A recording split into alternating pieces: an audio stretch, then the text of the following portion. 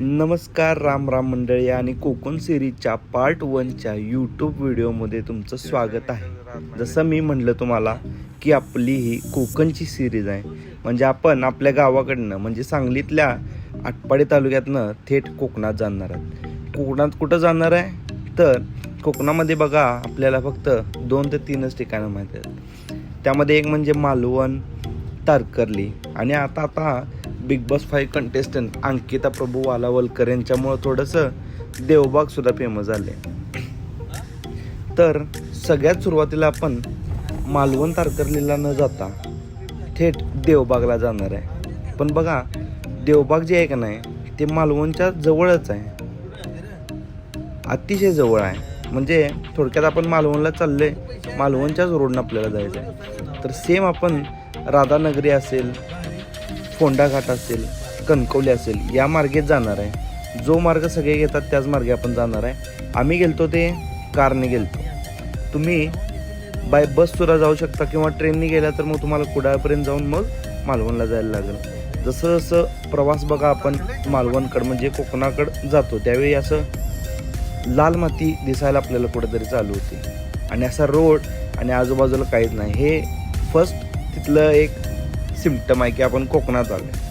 आणि विषय असा आहे की आम्ही देवबागमध्ये पोचलो आणि देवबागमध्ये MS10 सांगलीकर म्हणजेच श्रीकृष्ण बीच रिसॉर्ट ह्या रिसॉर्टमध्ये आमचा राहण्याची जेवणाची आजची सोय आहे.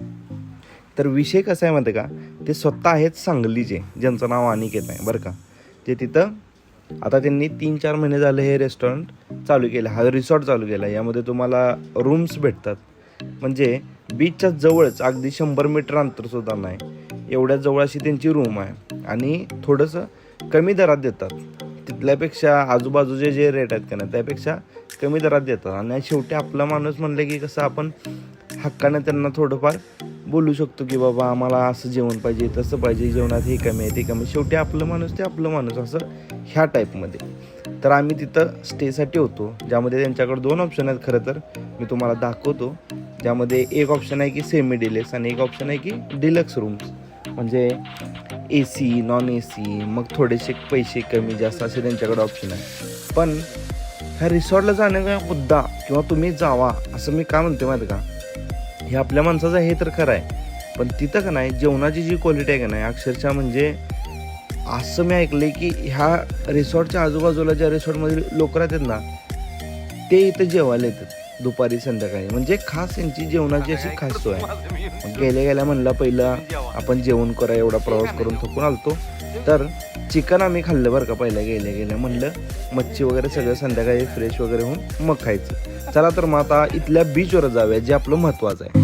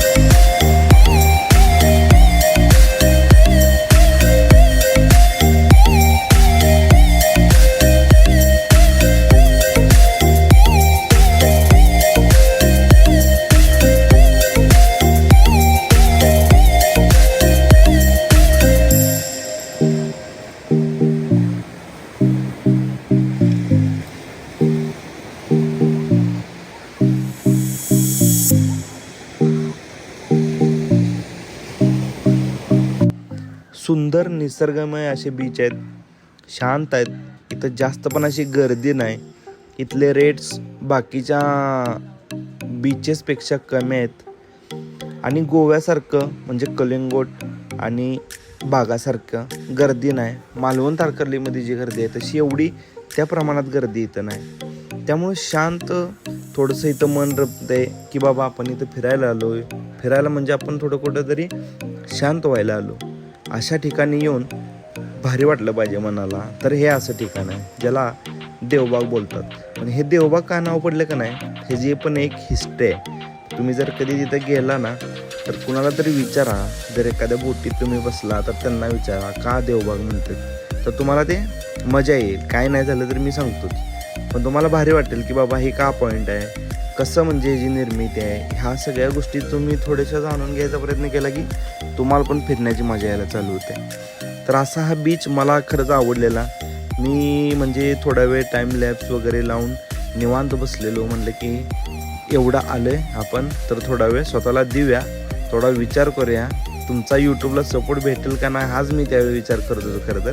पण ठीक आहे म्हणलं, चला प्रयत्न करायला काय हरकत आहे. आणि एवढं सगळं आवरून मग सनसेट बघत बसलो. ही सिरीज सगळ्यात भारी सिरीज होणार आहे बरं का, कारण मी मनावर घेतले आपल्याला सत्य कोकणाचा शोध यामध्ये करायचा आहे. त्यामुळं चॅनलला आपल्या मात्र कमी पडू देऊ नका बरं का. तुमचं प्रेम भरपूर मिळालं आहे, असंच प्रेम मला मिळू द्या.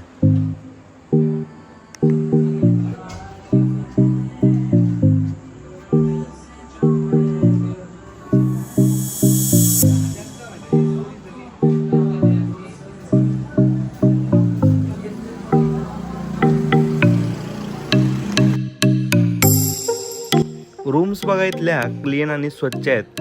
बीचवरनं आलेल्या म्हणलं तुम्हाला हे फोटो फ्रेम्स दाखवूया. आलो आंघोळ रूममध्येच करणार होतो, पण तोपर्यंत कळलं की यांच्याकडं रेन डान्ससुद्धा आहे. म्हणजे टेरेसच्या वरती का नाही त्यांनी असं रेन डान्ससाठी एक सेटअप केला आहे, ज्यामध्ये तुम्ही तुमची फॅमिली असेल, फ्रेंड्स असतील असे एन्जॉय करू शकता. तिथं त्यांनी साऊंड सिस्टीम ठेवली आहे, त्यामध्ये आपल्या आवडीचे गाणे लावू शकता. म्हणजे थोडक्यात बीचवरनं आलेल्या आम्ही ह्या रेन डान्ससाठी गेलेलो. त्यावेळी थोडंसं तिथं पोरं कसं मजा करायला आम्ही गेलेलो, एन्जॉय करायला. त्यामुळे निवांत नाचत वगैरे होती. म्हणलं थोडंसं शूटिंग घेऊन ठेवूया, हॉटेलच्या पण कामाला येईल, प्रमोशनच्या पण कामाला येईल. आणि बाबा तुम्हाला सांगण्यासारखं पण होईल की बाबा असं पण तुम्ही करू शकताय.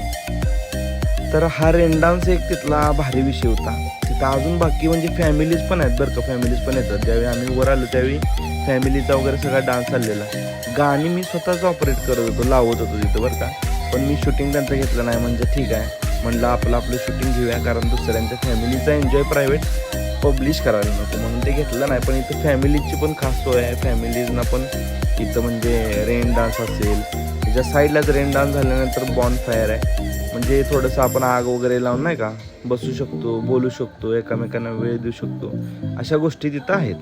तर तुम्ही मला वाटते या रेन डान्सची पण मजा नक्की घ्या. तसा आमचा नितीन घेतोय बघा, आहे का कसला खुश झाला आहे. पहिल्यांदाच कोकणात आलेला आहे त्यामुळे एवढा खुश झालेला आहे तो.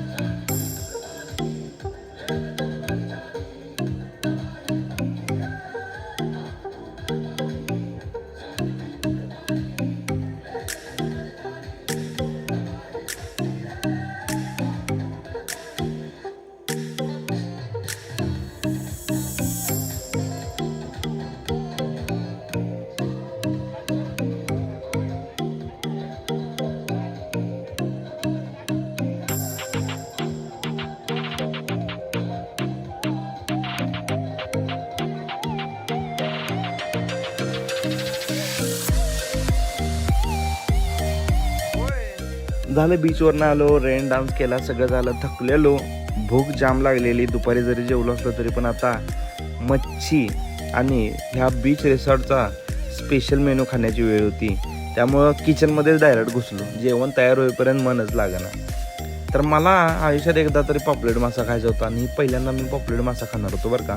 त्यांना मी स्पेशली सांगितलेलं की मला इथले भारी भारीच द्या सगळे. तर त्यांनी एक पॉपलेट मासा आणला होता की टेस्ट करायला कसा लागते काय नाही.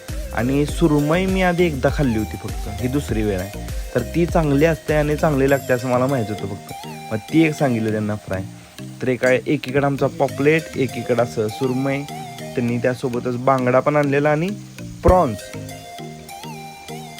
तुम्हाला ते झिंगे प्रॉन्स माहीत असतील बघा, जे टेस्टला चांगले लागतात, ते मी 2-3 ठिकाणी खाल्ले होते. तर असा आमचा आजचा हा सगळा मेनू होता. आणि ह्या ज्या काकी आहेत का नाही, ह्या रिसॉर्टमधल्याच आहेत बरं का, त्या तिथल्या लोकलच्या आहेत, म्हणजे देवबागमधल्या आहेत स्वतः. त्यामुळं त्यांनी जो चटणी, मीठ, तिखट ह्या जो मसाला वापरतात का नाही, तो घरगुती मसाला आहे एकदम. म्हणजे आपल्याला खाण्यासाठी असं तिथं आचार्य वगैरे कोण नाही, तर काकी स्वतःच बनवून देतात रिसॉर्टमध्ये. त्यामुळं आपल्याला मग ती चव कोकणी आणि ती मालवणी चव त्या फूडमध्ये जाणवते. आता हे आम्हाला कसं कळालं, तर त्यासाठी आम्ही हे खाऊन बघितलं की बाबा कसं वाटतंय किंवा कसं लागते, आपल्या इकडं जे काय मासे मिळते त्या आणि यामध्ये काय फरक आहे. तर एवढ्यासाठी आम्ही हे सगळं रेडी केलं, ज्यामध्ये मी सांगितलं तुम्हाला सुरमई असेल, बांगडा असेल, पॉपलेट असेल आणि कोळंबी फ्राय असेल. या सगळ्या गोष्टी घेऊन आम्ही मग जेवणाच्या तयारीकडे चालले.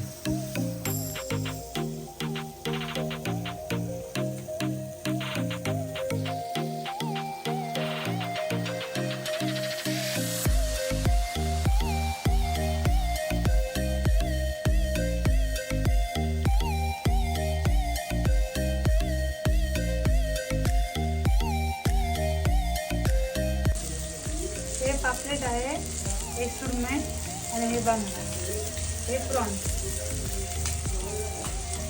आता आमच्या हातीतलं खायला कधी येतात तुम्ही?